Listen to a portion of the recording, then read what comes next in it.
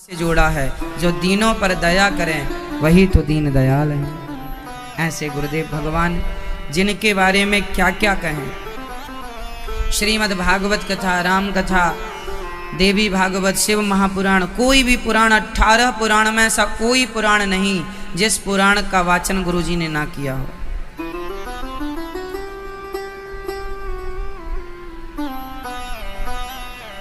भगवान के श्री चरणों में बारंबार नमस्कार। गुरुदेव भगवान के श्री चरणों में बारंबार नमस्कार नमन करते हुए भगवान के श्री चरणों में आइए वाणी को प्रारंभ करते हैं भगवान की कथा से। महापुरुषों का जाना मतलब सनातन धर्म की बहुत बड़ी क्षति हो जाना। महापुरुष जहाँ जहाँ रहते हैं वो अपने धर्म का ही प्रचार करते हैं, वो भगवत चर्चा ही करते हैं, उनके द्वारा कुछ ना कुछ शुभ ही होता, समाज का उत्थान ही होता। ऐसे गुरु जी के चरणों में बारंबार नमन। श्री भगवान की पावन कृपा से कल हम लोगों ने सुना, आप सभी दूर दूर से आए हैं कथा श्रवण करने के लिए।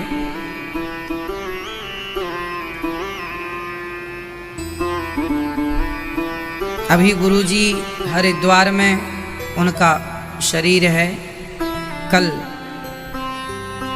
गुरुजी का संस्कार होगा पावन हरिद्वार की धरा पर। इस पावन सी कथा में श्रीमान विनोद कुमार जी, श्रीमती मिथिलेश वर्मा जी आप कथा का श्रवण पान कर रही हैं। पुत्र श्री नितिन वर्मा जी, ध्रुव वर्मा जी, पुत्री आरती मनीष वर्मा जी सदर बाजार दिल्ली से हैं। भगवान आप सभी पर कृपा बनाए रखें। और श्रीमती रमा गुप्ता जी, हिम्मी गुप्ता जी, नैया गुप्ता जी, आप सबको कथा अच्छी लग रही है? मैया आप सबका परिवार संतुष्ट है? श्रीमान मांगे राम, राम दुलारी, जयदीप, कुलदीप, अनिरुद्ध समस्त परिवार जगाधरी से, हरियाणा से, मैया ठीक हैं? कथा अच्छी लग रही है? समझ में आती है? सब परिवार के लोग अच्छे खुश हैं? आप में से किस किस को कथा अच्छी लगती है? सबको अच्छी लगती है, समझ में आती है ना? हमारी भाषा आप समझ लेते हैं?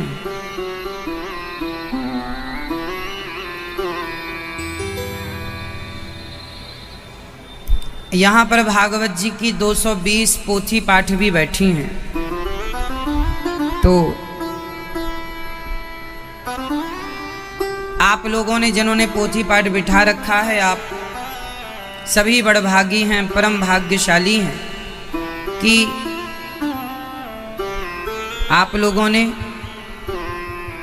वृंदावन की पावन धरा पर भागवत जी का अनुष्ठान कराया।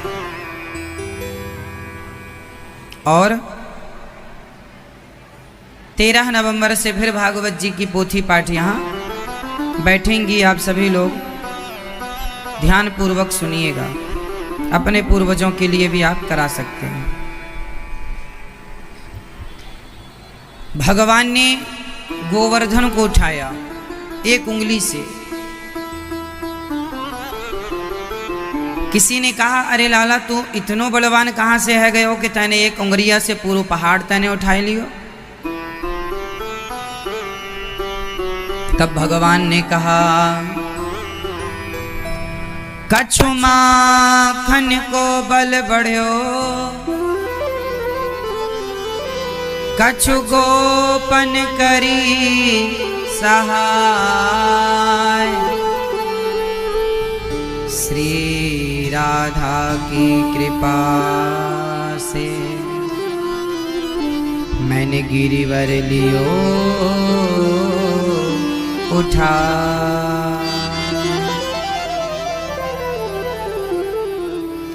कछु माखन को बल बढ़्यो, जो बचपन में माखन चुरा कर खाए, शक्ति वाकी आई और कछु गोपन करी सहाय। श्री राधा की कृपा भई मैंने गिरवर लियो। राधा रानी की कृपा से वृंदावन में सरकार राधा रानी की। वृंदावन में बिहारी जी के मंदिर में भी खड़े होके लोग राधे राधे ही बोलते हैं। क्यों? यहाँ की अधिष्ठात्री देवी श्री राधा रानी है। यहाँ गोविंद से ज़्यादा श्री राधा रानी का महत्व है, ठाकुर से ज़्यादा ठाकुरानी। क्यों? क्योंकि भगवान श्री कृष्ण भी अपने आप को राधा रानी के चरणों में समर्पित करते हैं। ब्रज के रसिक संत भाव तो ये गाते हैं कि श्याम सुंदर भी राधा रानी के चरण सेवा करते हैं। जो राधा नाम न हो तो रसराज विचारो रोतो, न हो तो कृष्ण अवतार जपे जा राधे राधे। राधा अलवेली सरकार जपे जा राधे राधे। राधा में 2 अक्षर हैं, राधा, रा और धा। जो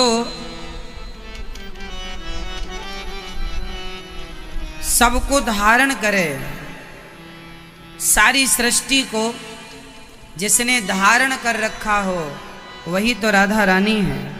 आधार ही राधा है। आप बोलो आधार, बोलो आधार आधार आधार आधार आधार आधार आधार आधार। आधार कहेंगे तो राधा निकलेगा। क्यों? सृष्टि का आधार ही राधा है। इसलिए राधा ना होती तो श्याम सुंदर ना होते। इसलिए श्याम सुंदर से ज़्यादा राधा रानी का महत्व है। इसलिए कहते हैं, इसलिए जब कृष्ण कहते हैं तो अकेला कृष्ण नहीं कहते, श्री कृष्ण कहते हैं। जबकि राधे राधे 2 बार ही बोल देते हैं, क्योंकि राधा अकेली ही पर्याप्त है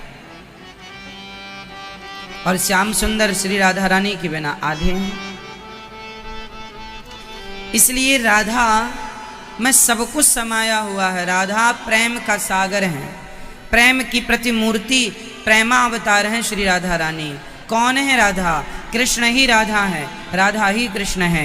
एक ही तत्व 2 भागों में विभक्त है।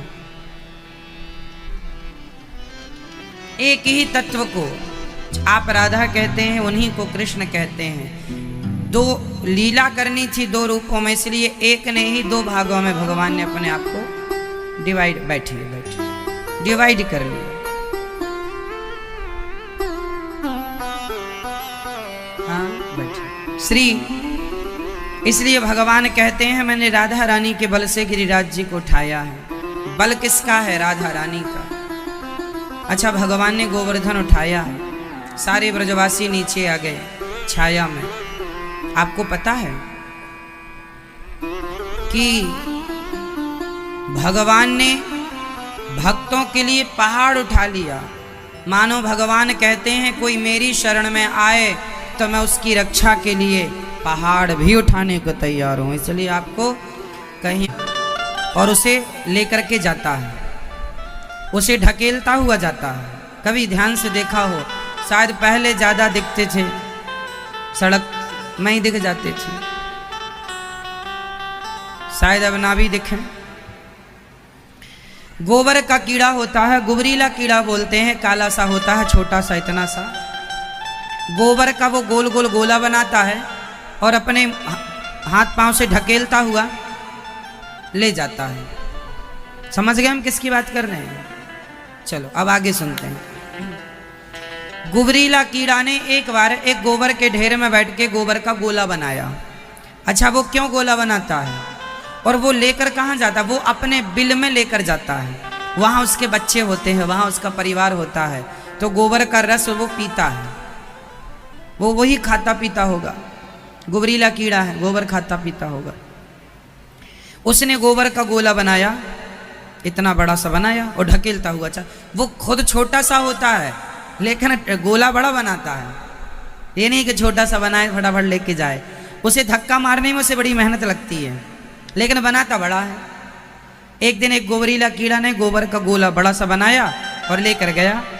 लेकर तो चला गया, वो अपने घर में भी पहुंच गया, लेकिन घर में पहुंचकर जब वो अपने दरवाजे से अंदर घुसने लगा तो वो तो घुस गया पर गोला ना घुसा, क्योंकि गोला दरवाजे के साइज से बड़ा था, क्योंकि उसका बिल छोटा सा होता है, छोटा सा वो खुद है तो बिल भी छोटा सा। वो गोबर का गोला बनाया बड़ा, अब वो बाहर फंस गया, बाहर फंस गया। बहुत कोशिश किया लेकिन वो गोबर का गोला अंदर नहीं गया।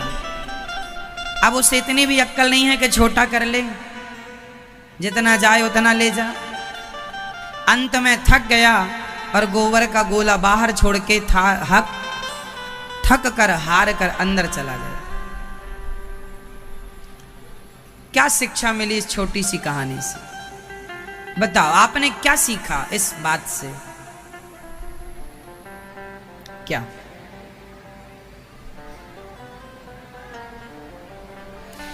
इस बात से ये शिक्षा मिली कि हम सब छोटे से गुबरीले कीड़े की तरह हैं। हम भी छोटे से हैं, लेकिन हम लोग भी सामान बड़े बड़े इकट्ठे करते हैं। सारी जिंदगी बड़ा बड़ा कमाते, इतना कमा लेते हैं कि जितना आपने कमा लिया है उसी को आप समेट नहीं पा रहे हैं।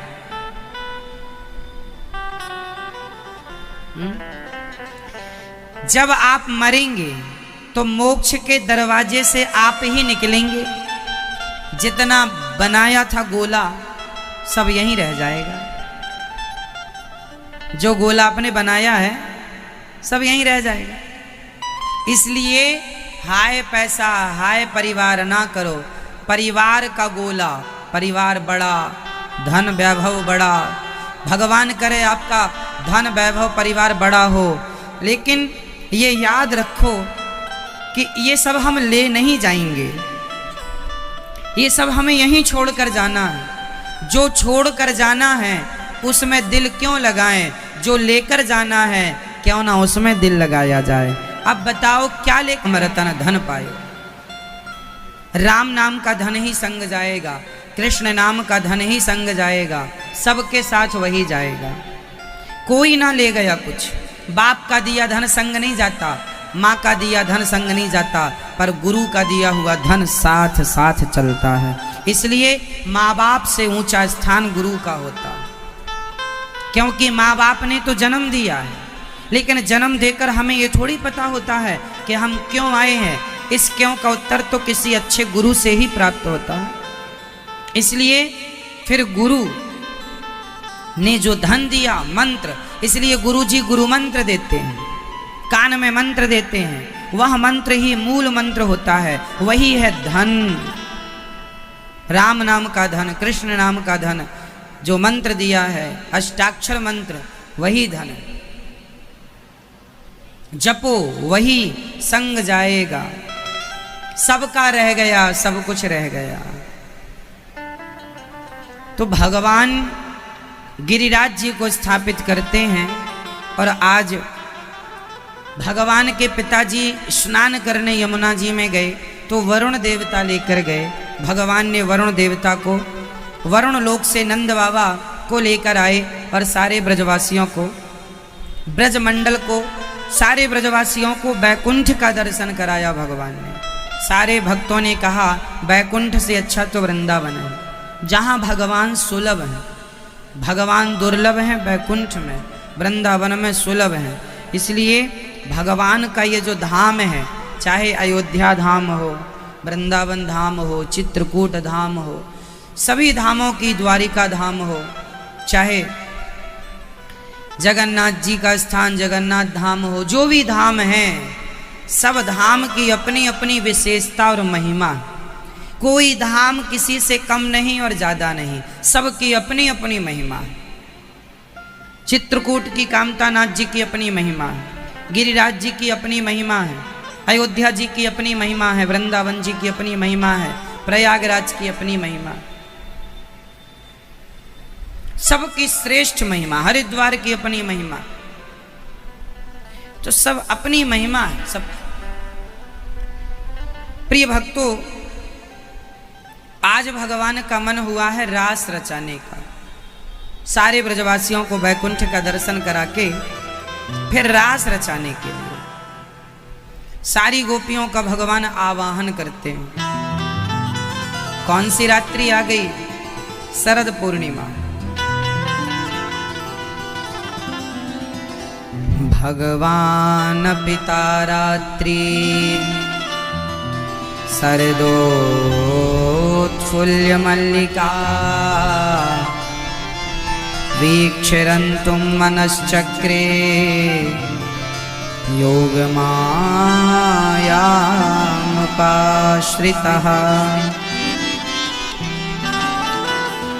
निशम्य गीतं तदनंगवर्धनम्। बधा से भोग लगाओ, पानी पिलाओ, मुंह पोंछो, फिर आओ। फिर उसका क्या करना है उसका उपयोग बता रहा हूं। फिर दाल को दाल में मिला दो।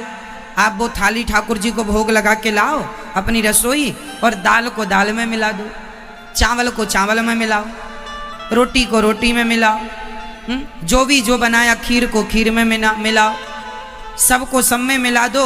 और पूरा भोजन फिर क्या बन गया? पूरा भोजन प्रसाद बन गया। फिर वही प्रसाद बच्चों को खिलाओ, स्वयं खाओ। उससे बुद्धि निर्मल होगी, उससे घर का वातावरण शुद्ध होगा। जैसा खाए अन्न वैसा रहे मन।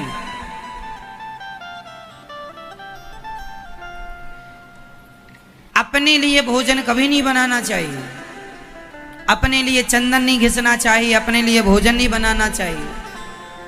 भोजन सदा किसके लिए बनाओ? भगवान जी के लिए। और भोजन भगवान जी के लिए बना के भोग लगाओ। फिर अपन लोग क्या पाओ? प्रसाद का फुल फॉर्म क्या होता है? प्रसाद, प्रसाद। प्रसाद का अर्थ है प्रा मतलब प्रभु के, सा मतलब साक्षात, दा मतलब दर्शन। प्रभु के साक्षात दर्शन का नाम प्रसाद है। हमारे यहाँ प्रसाद की बड़ी महिमा है, प्रसाद की बड़ी महिमा। जो भगवान को समर्पित हो गया वह अमृत हो गया।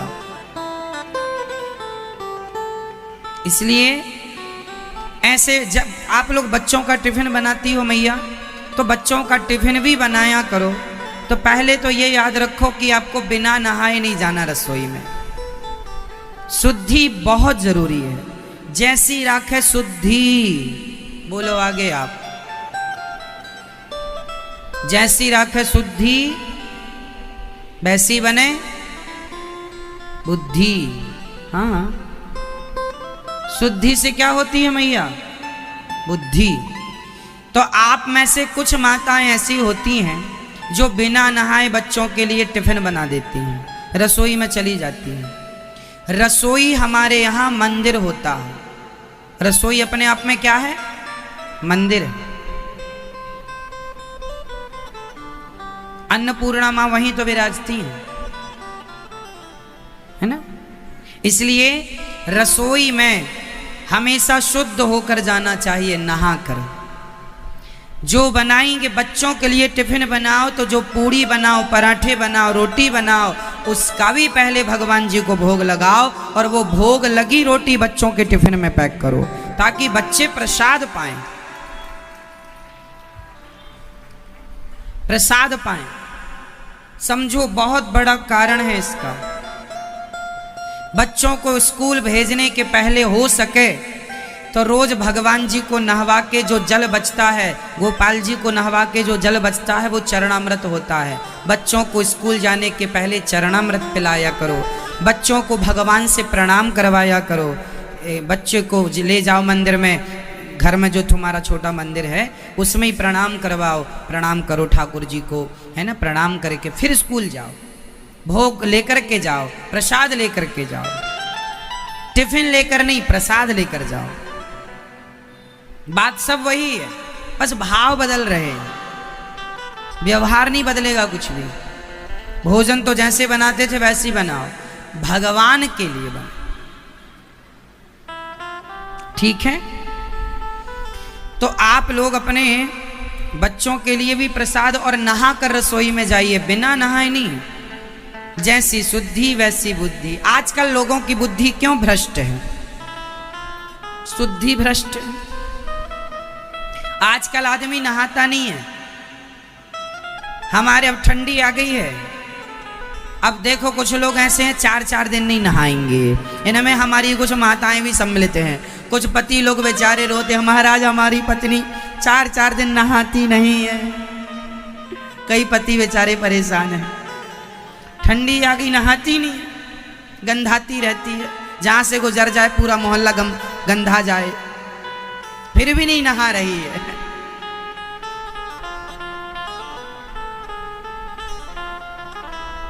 तो आप सब लोग आसुरी जीवन ना जियो, सात्विक जीवन जियो। ठंडी हो गर्मी हो, शुद्धि जरूरी है। शारीरिक शुद्धि और मानसिक शुद्धि, बाहर की शुद्धि और भीतर की शुद्धि दोनों जरूरी है। हमें लघु शंका जाना चाहिए तो लघु शंका जाकर 4 कुल्ला करना चाहिए, हाथ पांव धुलना चाहिए, इसके बिना शुद्धि नहीं होती। लघु शंका जाने पर क्या करना चाहिए? जोर से 4 कुल्ला और हाथ पांव धुलना चाहिए। हाथ पांव यहाँ से धुलना, पांव में थोड़ा पानी डालो। क्यों? क्योंकि इसके बिना शुद्धि नहीं। आपने लघु शंका की और हाथ पांव नहीं धुले, मतलब आप अशुद्ध हैं। अशुद्ध हैं। शुद्धि तब होगी जब हाथ पांव धुल के 4 कुल्ला करेंगे, तब शुद्धि होगी। ये तो हो गई लघु शंका। शौच के लिए जाने पर क्या करना चाहिए? शौच के लिए जाने पर तो स्नान ही करना चाहिए। आप सिर गीला ना करो, भले यहाँ से पानी डाल लो, पर यहाँ से पानी ना डालो। आपने पूरा नहा लिया है तो भले अर्ध स्नान करो, नाभि से स्नान कर लो, अपने कपड़े सारे गीले कर लो, पर स्नान जरूरी है। आजकल के कुछ बच्चे, कुछ लोग, कुछ स्त्रियां, कुछ पुरुष नहाती नहीं है, शौच के लिए जाते हैं, फिर बिना नहाए घूमते रहते हैं। जहां गंदगी होती है वहां मच्छर होते हैं। जहां गंदगी होगी, आप जैसे शौच के बाद नहाएंगे नहीं तो क्या होगा? प्रकृति में 2 चीजें होती हैं, एक पॉजिटिविटी, एक नेगेटिविटी। एक सकारात्मक थॉट होते हैं, एक नकारात्मक थॉट होते हैं। एक अच्छे विचार होते हैं। ब्रह्मांड में अच्छे और बुरे दोनों विचार घूम रहे हैं। बोलो हाँ या ना? ये प्रकृति में अच्छे बुरे दोनों विचार घूम रहे हैं। सकारात्मकता, नकारात्मकता, पॉजिटिविटी, नेगेटिविटी सब घूम रही है यहाँ। अब आपने देखा कि आप यदि अशुद्ध हैं तो आपको नेगेटिविटी पकड़ लेगी, गलत थॉट आएंगे, गलत विचार आएंगे, क्योंकि आप अशुद्ध हैं। महाभारत में इसकी एक कथा है, राजा नल और दमयंती की। राजा नल की कथा है, उसमें एक प्रसंग में मैं सुनाई दे रहा हूं। राजा नल बहुत बड़े राजा थे, बहुत सुंदर थे, बहुत ओजस्वी राजा थे, बड़ा राज्य था, बड़े सात्विक जीवन से जीते थे। कलयुग में ही वो राजा थे, लेकिन कलयुग को उन्हें उनके घर में घुसने का अवसर नहीं मिलता था। एक दिन क्या हुआ कि वो आधी रात को लघु शंका गए। लिखा है ये महाभारत में। आधी रात को राजा नल लघु शंका गए और लघु शंका जाकर बिना कुल्ला किए, बिना पांव धुले आकर सो गए। बस इतनी सी गलती कर ली जिसके कारण कलयुग ने चढ़ाई कर दी और उन्हें सारा कुछ उनका लुट गया, सब बर्बाद हो गया। केवल इतनी सी गलती। एक बड़ा आदमी छोटी सी गलती करे तो छोटी गलती उसके लिए बड़ी हो जाती है। तो कहने का तात्पर्य यह है कि जैसी शुद्धि वैसी बुद्धि। आपके मोबाइल में ब्लूटूथ ऑन है और मेरा ब्लूटूथ ऑन है, तो मेरा और तुम्हारा दोनों ब्लूटूथ कनेक्ट हो सकता है। बोलो हाँ या ना? हो सकता। आपका वाईफाई ऑन है और स्वयं ने आपने वो फंक्शन चालू कर रखा है जिससे आपके मोबाइल का नेट दूसरा भी यूज कर सकता है, इंटरनेट, हॉटस्पॉट इत्यादि। और आपका हॉटस्पॉट इत्यादि खुला है और हमने भी यदि चालू कर लिया और उसे कैप्चर कर लिया, आपने कोई पासवर्ड इत्यादि नहीं रखा, तो वो आपका नेट हम यूज कर लेंगे। मोबाइल आपके जेब में जस का तस पड़ा रहेगा और हम उसका यूज कर सकते हैं। ऐसा ऑप्शन होता है कि नहीं हर मोबाइल में? आज के हर मोबाइल में ये ऑप्शन होता है, हॉटस्पॉट इत्यादि सब में होता है।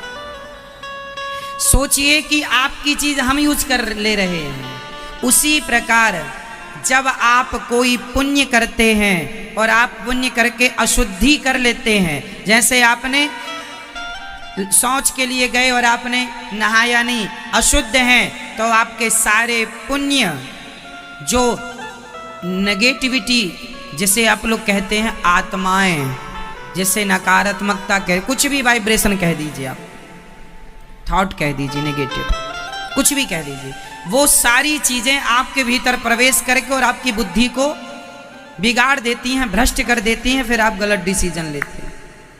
इसलिए शुद्धि का बुद्धि पर बड़ा प्रभाव पड़ता है। इसलिए आप लोग यदि आज समाज को देख रहे हैं, समाज भ्रष्ट क्यों होती जा रही है? क्योंकि ना खान पान अच्छा है, ना रहन सहन अच्छा है। इसलिए आप लोग ध्यान रखो, अपने आप को इस चीज के लिए तैयार। कोई बूढ़ा है, बिस्तर पे पड़ा पड़ा मलमूत्र करता है, उसका दोष नहीं है, वो बूढ़ा हो चुका है, वो असहाय है, लाचार है। बच्चा छोटे छोटे माँ की गोद में मलमूत्र करते हैं, दोष नहीं है, वो बच्चे हैं। लेकिन आप सामर्थ्य हैं, आपको शुद्धि बुद्धि का ध्यान रखना चाहिए, खान पान का ध्यान रखना चाहिए, क्या खाना है क्या नहीं खाना, कहाँ जाना है कहाँ नहीं जाना, क्या सब में एक अच्छाई है एक बुराई है, एक अच्छाई है एक बुराई है। ठीक है मेरी माँ, तो आज से कौन कौन हमेशा शुद्धि का ध्यान रखेगा? शौच के बाद स्नान करोगे, लघु शंका के बाद कुल्ला करोगे। बच्चों को भी सिखाना ये बात, सबको सिखाना है, सबके लिए। आज भगवान ने गोपियों का आवाहन किया, सभी गोपियां अपने अपने काम में दोहन्त्यो भी अयो काश्चित दोहम हित्वा समुत्सुका। गाय दोह रही थी गोपियां। जब गोविंद ने बांसुरी बजाई, गोपियां जिस काम में थीं, सारा काम छोड़ छोड़ के गोपियां गोविंद की ओर बढ़ती, सारा काम छोड़ दिया। काम सारा गोपियों ने गाय दोहना। एक सखी आंखों में काजल लगा रही थी, बांसुरी सुनाई पड़ी, काजल छोड़ दी। एक सखी ने वस्त्र धारण कर रही थी कि बांसुरी सुनाई पड़ी, उतने ही वस्त्र पहने, बाकी छोड़कर चली आई। एक सखी अपने बच्चे को दूध पिला रही थी कि बांसुरी सुनाई पड़ी, बच्चे को वहीं छोड़ा और दौड़ पड़ी गोविंद से मिलने के लिए। गोपियां सब कुछ छोड़ देती हैं, पति को, पुत्र को, परिवार को, अपने श्रृंगार को, यहाँ तक कि एक पति ने पत्नी का हाथ पकड़ के कमरे में बंद कर दिया, तू नहीं जा सकती। तब उसने अपनी शरीर छोड़कर अपने अंतरात्मा निकालकर गोविंद के चरणों में समर्पित कर दिया। इतनी उत्कंठा मिलने की कि मिलने के लिए बंधन कोई हो सकता है तो शरीर का ही हो सकता है, आत्मा का तो नहीं।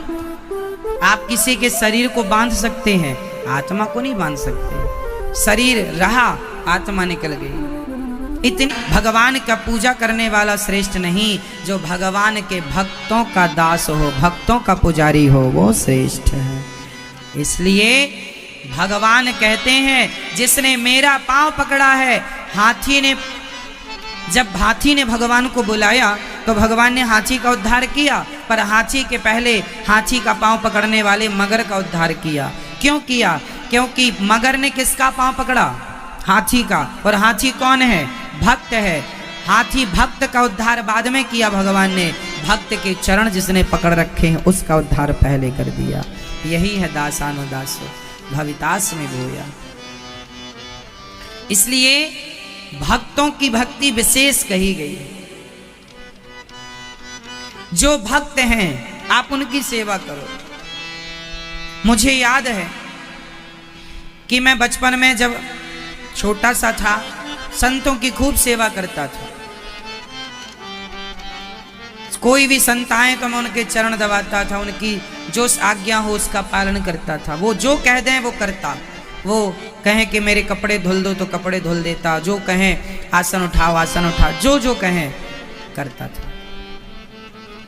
सेवा, क्योंकि ये संत भगवान से जुड़े हैं, दिन भर सीताराम सीताराम जपते, दिन भर भगवान का चिंतन, संतों का कोई काम नहीं है भगवान के चिंतन के सिवा, तो हम डायरेक्ट कहाँ भगवान से जुड़ेंगे? हम तो इनके चरणों की धूली माथे पे सजा लें तो हमारा कल्याण इसी में हो जाएगा। इसलिए दासानुदासो भवितास्मि भूयः। तो श्रेष्ठ भक्ति किसकी हुई? चारों में श्रेष्ठ कौन हुआ? फिर राम लक्ष्मण भरत शत्रुघ्न, चारों में श्रेष्ठ कौन? कौन? श्री शत्रुघ्न जी महाराज। शत्रुघ्न जी पूरी रामायण में बोले कम हैं, कम बोलते हैं, वो केवल सेवा करते हैं। और सेवा भी किसकी? भारत जैसे भक्तों की सेवा।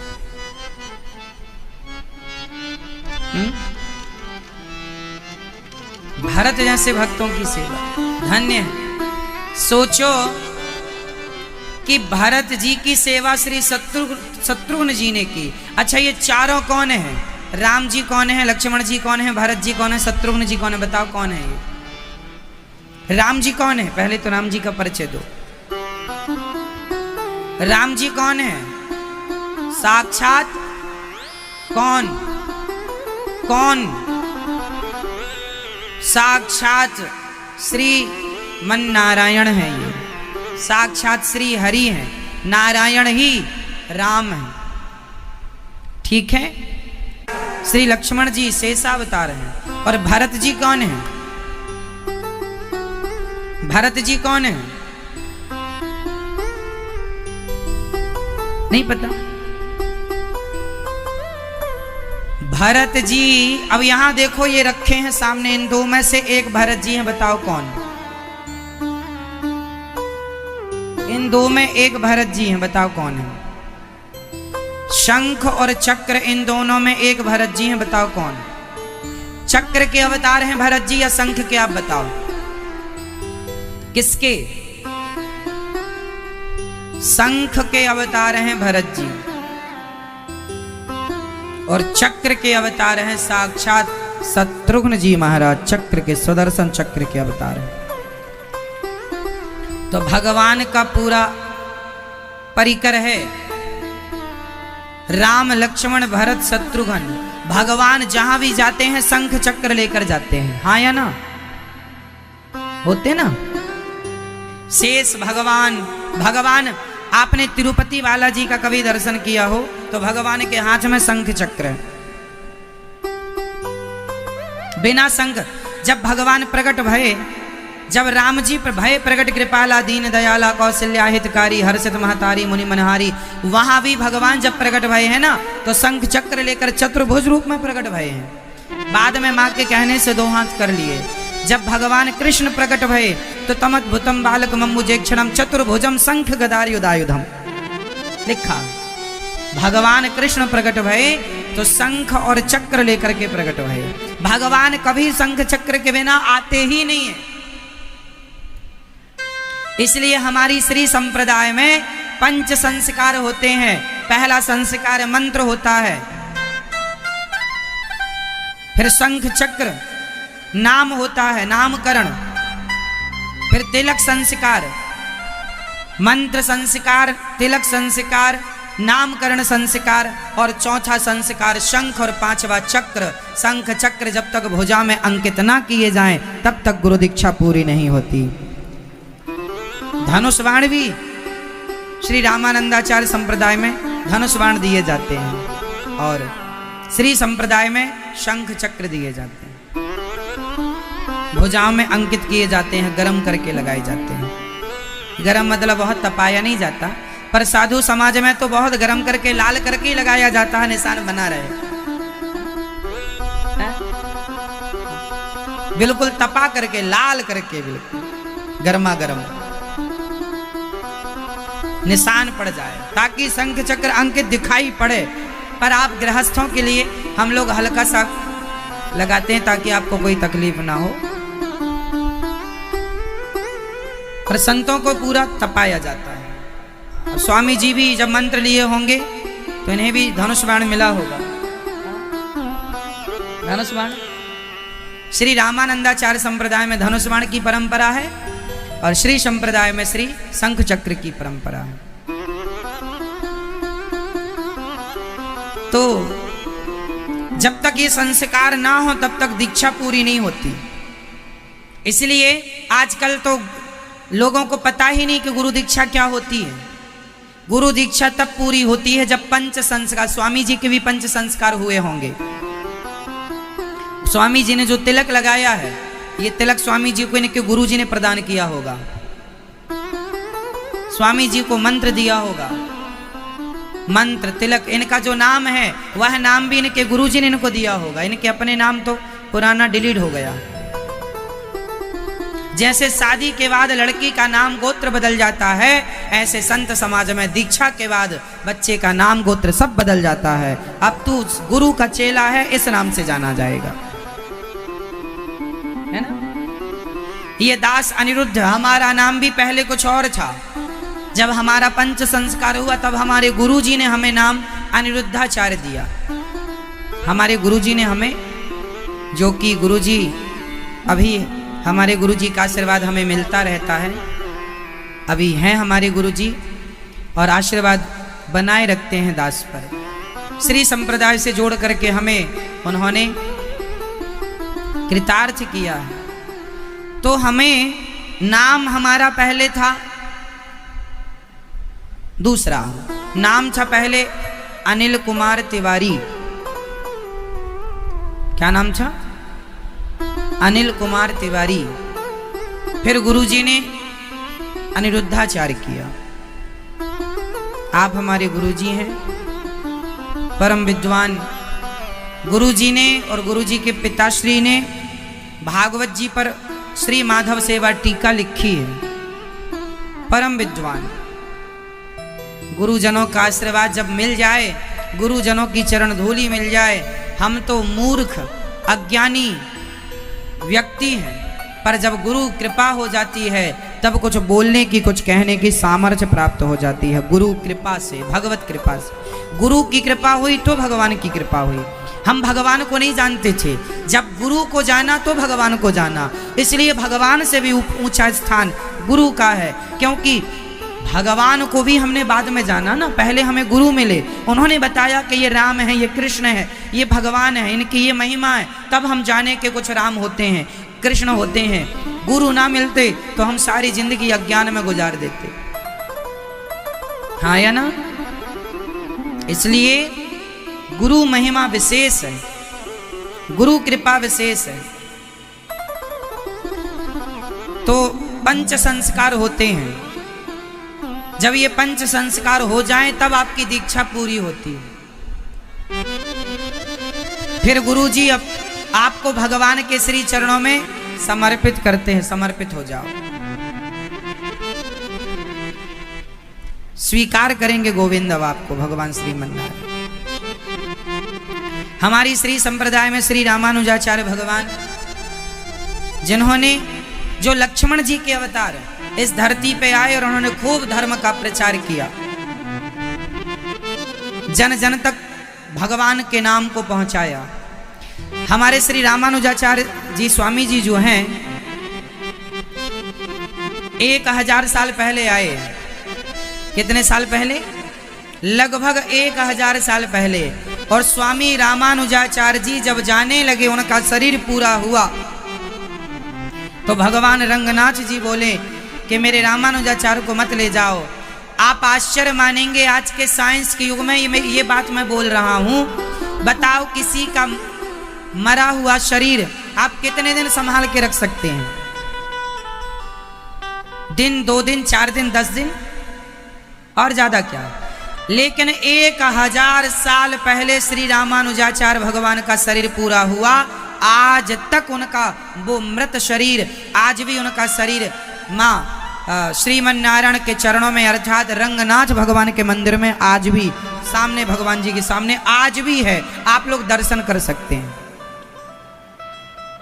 1000 साल पुराना उनका शरीर, जस का तस ये शरीर, यही शरीर, मतलब वो सामान्य पुरुष तो है नहीं। ये श्री रामानुजाचार्य स्वामी जी आप टीवी पे देख रहे हैं। श्री संप्रदाय की ये महिमा है कि यहाँ श्री की कमी नहीं होती, माँ लक्ष्मी की कमी नहीं होती। और स्वामी जी जब शरीर पूरा हुआ जाने लगे तो रंगनाथ भगवान रो पड़े, मेरे रामानुज को मत ले जाओ। आज भी मंदिर के पास गोदावरी नदी है। दक्षिण भारत में आपने सुना होगा रंगनाथ, गोस्वामी तुलसीदास जी ने रामचरितमानस में भी रंगनाथ भगवान का बार बार वर मांगहूं हरस देहु श्री रंग पद सरोजन पायनी भक्ति सदा सत्संग। श्री रंगनाथ भगवान, रंगनाथ भगवान को जानते हैं ना आप लोग? रंगनाथ भगवान वो लेटे हुए हैं, वो क्षीर सागर में मानो शेष भगवान के ऊपर श्री रंगनाथ भगवान है। ऐसे रंगनाथ भगवान। कभी आप गए हो तिरुपति बालाजी, गए होंगे ना? नहीं गए? तिरुपति बालाजी से लगभग 300 किलोमीटर की दूरी पर रंगनाथ भगवान का मंदिर है। कभी जाइएगा तो दर्शन कीजिए रंगनाथ भगवान का। तो ये रंगनाथ भगवान का पावन दर्शन आप करें। और भगवान से कहने लग गई, हे प्रभु हमें स्वीकार कर लीजिए। तब गोपियों से भगवान ने कहा, दोहसीलो दुर्भगो वृद्धो जड़ो रोग्य धनो पिवा पति स्त्रीभिर्नहातव्यो लोके भिर्पातकी।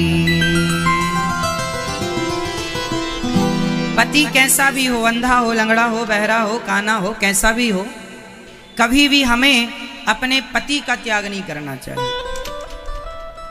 कभी भी हमें अपने पति का त्याग नहीं करना चाहिए।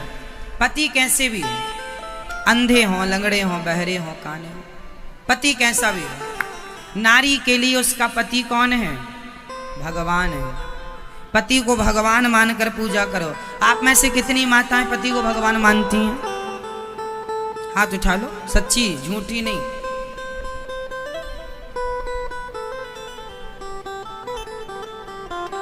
आप में से कितने लोग पति को भगवान जो मानते हैं वो हाथ उठाएंगे? हमारी मैया, आप मैया क्या मानती हैं? बैठे बैठे बताओ। दोस्त मानती हैं? हाँ, तू कहां भगवान बनने के लायक है।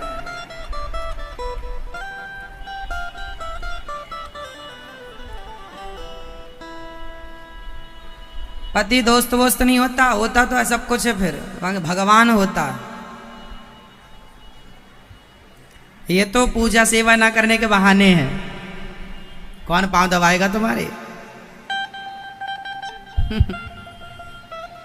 इसलिए पति को परमेश्वर मानकर उसके सामने जैसे हम भक्त के चरणों, जैसे भगवान के चरणों में हम समर्पण करते हैं, ऐसे वह पत्नी अच्छी है जो पति में समर्पण करे, और वह पति अच्छा है जो अपने आप को पत्नी में समर्पित करे।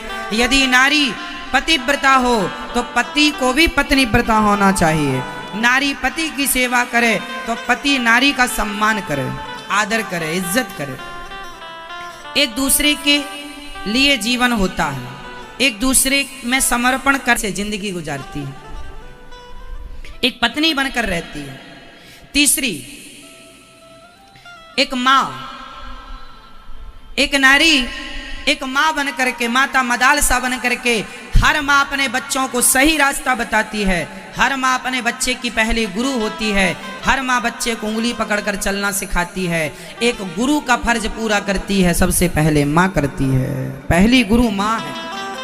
नारी ने आज तक कभी किसी को धोखा नहीं दिया। अब कुछ महिलाएं कुछ दे दें अलग विषय है, पर नारी ना माँ बन के बच्चे को धोखा देती है, ना पत्नी बन के पति को धोखा देती है ना, ना वो बहन बन के भाई को धोखा देती है, और ना वो बेटी बन के बाप को धोखा देती है। लेकिन आज कुछ बेटियां जब अपनी पसंद के लड़का लेकर भाग जाती हैं, शादी कर लेती हैं, बाप को नहीं बताती, तो फिर वो बेटियां इसमें से बाहर करी जाती हैं, किसने तो धोखा दे दी अपने बाप को।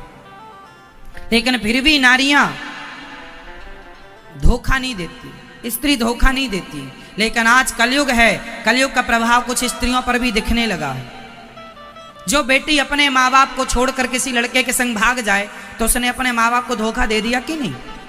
तो दे रही, पर कलयुग में दे रही है। इसके पहले कभी बेटी ने बाप को धोखा नहीं दिया। तो ये कलयुग का प्रभाव है साहब, इसलिए इतना सब कुछ हो रहा है मनमाना। इसलिए कभी अपने बाप को धोखा ना देना, कभी अपने पति को, अपने जहां भी नारी है ना वो अपनी जगह ठीक। इसलिए हमको चाहिए कि हम नारियों का सम्मान करें, आदर करें, इज्जत करें, नाम नारी को माँ के रूप में देख के प्रणाम करें। इसलिए ये दास माताओं के चरण दबाता है, क्योंकि माँ और भगवान ये दो नहीं पर्यायवाची है, एक ही है। बहनों में, बहनों को मानदान कहा जाता है। शादी जब बहन की हो जाती है ना और बहन के बच्चे होते हैं, उन्हें भांजे भानेज बोलते हैं। भनेज बोलते हैं, भांजे बोलते हैं, भानेज बोलते हैं, अलग अलग भाषा है। भांजे, भांजे की कितनी महिमा है, शास्त्रों में लिखी है कि यदि ब्राह्मण ना मिले तेरही में, तेरा ब्राह्मण खाने में, तो आप भानेज को भी खिला सकते हैं, वही पुण्य मिलेगा जो ब्राह्मण को खिलाने का है। मतलब इतनी महिमा है भानेजों की, भांजे की, बहन के बच्चों की, बहन की, बहन हो, जीजा जी हो, भान। इसलिए बहन बेटियों का सम्मान करना चाहिए। लेकिन माँ की थोड़ी आदत गलत होती है कि वो अपनी बेटी से ज़्यादा प्यार करके बहू को इग्नोर करती हैं, फिर बहू भड़क जाती है। अरे अपनी बेटी से भी प्यार करो और अपनी बहू से भी। मेरी माँ, बैलेंस बना के चलना चाहिए गृहस्थ में। एक पलड़ा हावी हो जाए, एक पलड़ा ऊपर नीचे हो जाए तो हिसाब बराबर। आप कुछ भी खरीदने जाएंगे और तौल कर तराजू में देगा और पलड़ा ऊपर नीचे हुआ तो आप मानेंगे कि तौल बराबर नहीं हुआ। तौल बराबर तब होता है जब दोनों पलड़ा एक दूसरे के सामने बराबर हों। क्यों जी? सही है। दो पलड़े की तराजू होती है। आज इलेक्ट्रिक तराजू भले एक पलड़े की हो, मैं दो वाली बात करता हूं। तराजू दो पलड़े की होती है और चाहिए ये कि दोनों बराबर हों। एक पलड़ा है बेटी का, एक पलड़ा है बहू का। आपके घर में बहू है, काम करती है, झाड़ू पोंछा बर्तन चौका तुम्हारे पांव दबाती है, तेल लगाती है। लेकिन जो तेल लगाती है, झाड़ू पोंछा तुम्हारी थाली धुलती है, तुम्हें सवेरे शाम रोटी बना कर देती है, उसके लिए तुम फटी साड़ी नहीं देती हो। और बहू कभी, बेटी कभी कभी आती है तो ये भी ले जा, वो भी ले जा, अचानक। और पुरुष के ऊपर, सबके ऊपर कोई ना कोई होना चाहिए। इसलिए माँ बाप होते हैं, इसलिए दादा दादी होते हैं। उन्हें जीवन जीने का, तुम्हारी गृहस्थी तो आज चालू हुई है, अभी तो बहुत उतार चढ़ाव देखने पड़ेंगे। 20 साल में समझ में नहीं आता। 20 साल का लड़का अपने बाप को मूर्ख समझता है, मेरा बाप कुछ नहीं जानता। मूर्ख क्यों? 20 साल का है। 5 साल का बच्चा अपने बाप को बहुत कुछ मानता, मेरे पापा, मेरे पिताजी, मेरा पिता है। वही 5 साल का बच्चा जब 20 साल का होता है तो अपने बाप को मूर्ख मानने लगता, कुछ नहीं जानता। लेकिन जब वही बच्चा जो 20 साल का आज है, आप 20 साल के छोरा, आप 25 साल के छोरा, जब आप 30 साल में पहुंचेंगे, 35 साल में पहुंचेंगे और जीवन का अनुभव हो जाएगा, तब आप मानेंगे कि आपका बाप मूर्ख नहीं, बहुत विद्वान है, समझदार है, गृहस्थी चलाना जानता है। जवानी की जो अकड़ है ना, जो गर्मी है, वो कुछ समझने नहीं देती। कहते हैं अनुभव जीवन में बहुत कुछ देता है। क्यों जी? शिक्षा श्रेष्ठ है या अनुभव श्रेष्ठ है? बताओ। हमने जीवन में जो डिग्रियां पाई हैं स्कूलों से, कॉलेजों से, यूनिवर्सिटियों से, क्या वो डिग्रियां गृहस्थ जीवन में काम करती हैं? एक सामान्य जीवन जीने के लिए डिग्रियों की कहीं उपयोगिता है? नहीं, अनुभव की उपयोगिता है। और वो अनुभव आपके पास नहीं है। वो आप पत्नी के संग 5 साल रहेंगे, 10 साल रहेंगे, कुछ अनुभव होगा। 30 साल 35 साल में पहुंचिए, कुछ अनुभव प्राप्त कर लेंगे। लेकिन आजकल के बच्चे 35 साल पहुंचने के पहले तलाक हो जाता है, क्योंकि अनुभव था नहीं खुद का, और जिनको अनुभव था उनसे दूर हो गए, माँ बाप से दूर हो गए। अब समझाए कौन? इसलिए तलाक ज्यादा हो रहे हैं। रिश्ते चलाना, रिश्ते निभाना, प्यार मोहब्बत से रिश्ते नहीं चलते साहब। जब आप लोगों के ऊपर सवार हो जाता है, प्यार किया है, कोई चोरी नहीं की, छुप छुपा है, भरना क्या, जब प्यार किया तो डरना क्या। प्यार व्यार से गृहस्थी नहीं चलती। बताओ गृहस्थी चलाने के लिए क्या चाहिए? बताओ गृहस्थी किससे चलती है? प्यार से, पैसे से, सहनशीलता से या विश्वास से? जोर से, जोर से। किससे? गृहस्थ में क्या होना चाहिए? पहला ऑप्शन 15 करोड़ का प्रश्न है। गृहस्थी चलाने के लिए क्या चाहिए? पहला प्यार, दूसरा पैसा, तीसरा सहनशीलता, चौथा विश्वास। कौन सा सही है? जोर से। तीसरा ऑप्शन लॉक कर दें।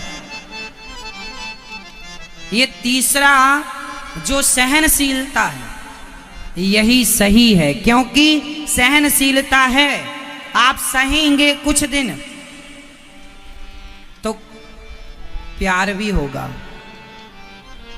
अरे विश्वास करने के लिए भी तो पत्नी का होना जरूरी है, पति का होना जरूरी है।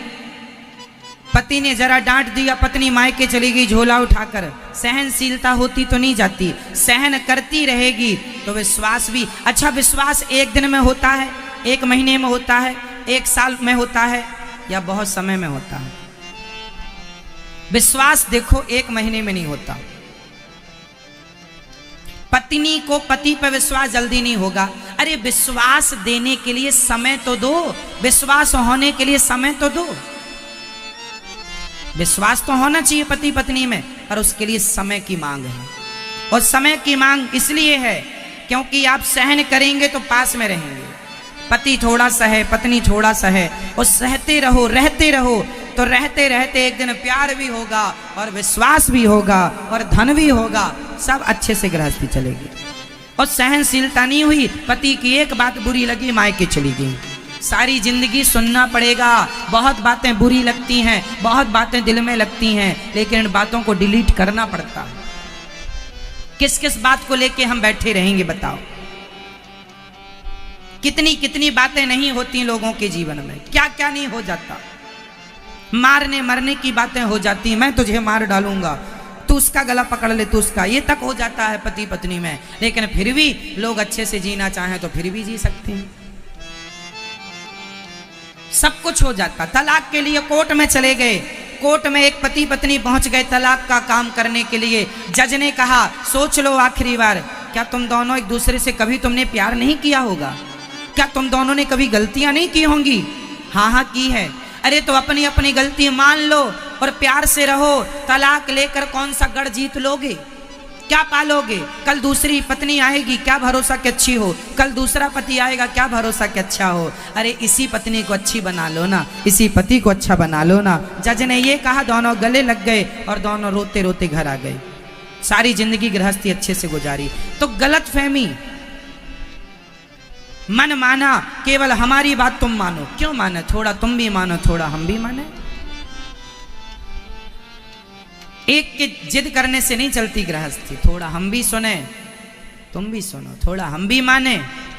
समझदारी हो तो रिश्ते चल जाते हैं, समझदारी ना हो तो रिश्ते। तो आप में से कितने लोग सहनशील बनेंगे